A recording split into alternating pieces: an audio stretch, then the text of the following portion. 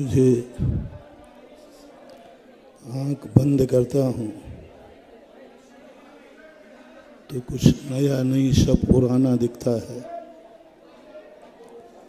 क्योंकि यही स्थान जब उल्लास और हर्ष के साथ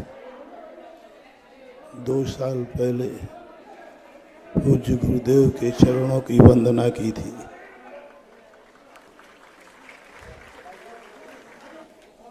अभी जब से बैठा बैठा महाराज लोग बोल रहे थे, लेकिन हमें कुछ भी सुनाई नहीं पड़ रहा था, क्योंकि उपयोग पूज्य गुरुदेव के चरणों में लगा हुआ था। उस समय भी पटेरा से चला था, आज भी चला। उस समय आया था, आज हम सबको आना पड़ा है। और एक ऐसे संकट की घड़ी, आज पता नहीं कैसा नेचर है मेरा, जब खुशी के दिन होते हैं तो आँखों में इतने आंसू आते हैं कि गंगा की धारा कम पड़ जाए, लेकिन आज दुख की घड़ी में इस निगोड़ी आंख में एक आंसू भी नहीं है। आनंद का आंसू था वो पंक्तियां सार्थक अनुभव में आती थी। वाणी गदगदयन बपू पुलकयन नेत्र द्वयम श्रावयन। उस आनंद की घड़ियों में जो आँखों में आनंद का ज्वार आता था, वह आज अनुभव कर रहा था। वस्तु के अभाव में वस्तु का मोल अनमोल हो जाता है। और आज जिस संकट की घड़ी में हम सब मुनिराजों को, हमारे सब साधु संतों को, आर्यिकाओं को जिस अधर में छोड़ गए हैं पूज्य गुरुदेव, वह है, मैं तो गुरुदेव से आज शिकायत करूंगा, उलाहना कियागा, आपने अच्छा नहीं किया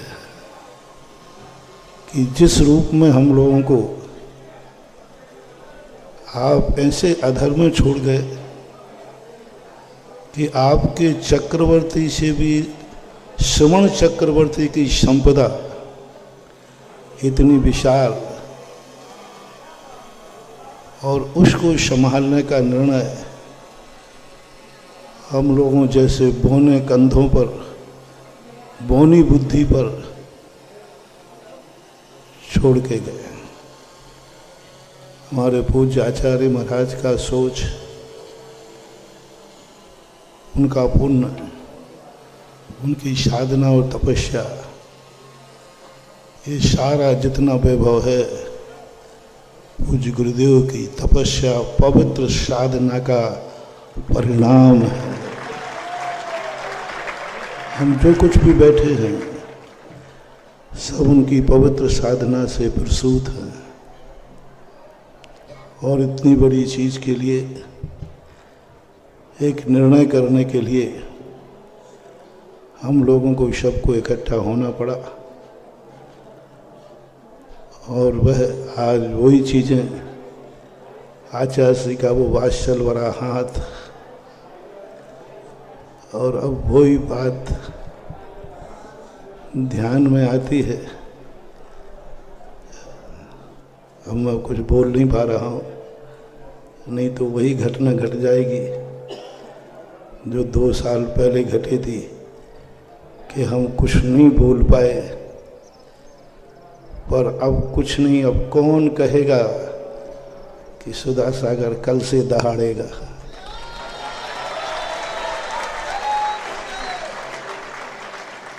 कौन कहेगा वह आदेश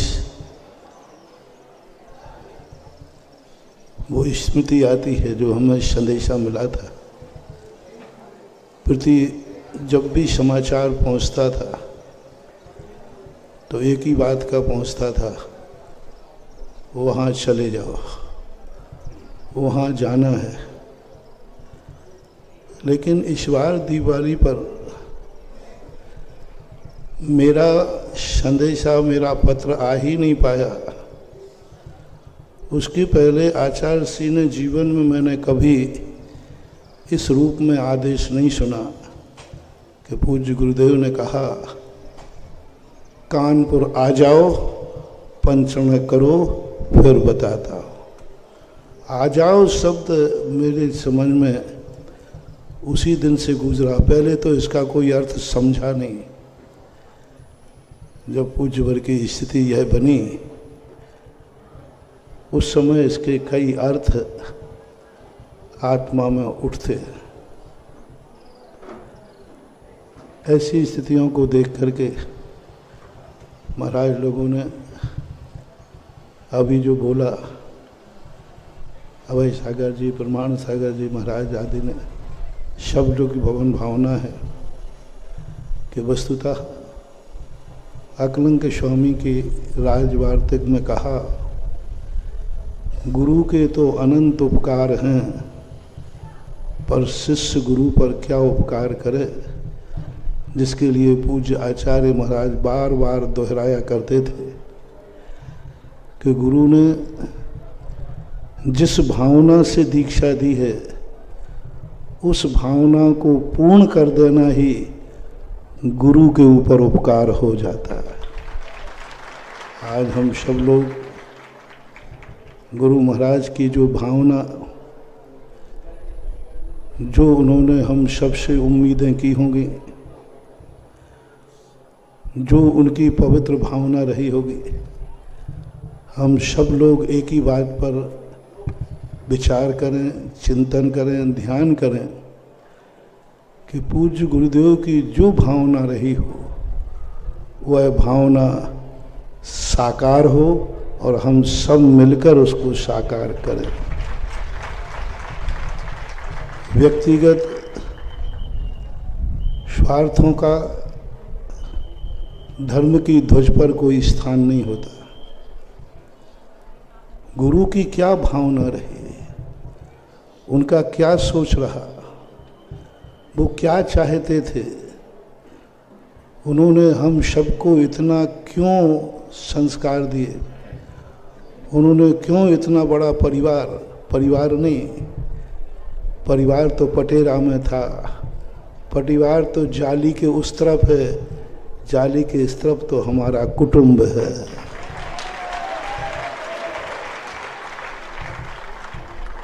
तो उन्होंने इतने बड़े कुटुंब को तैयार किया और उनकी भावना पूरी हो।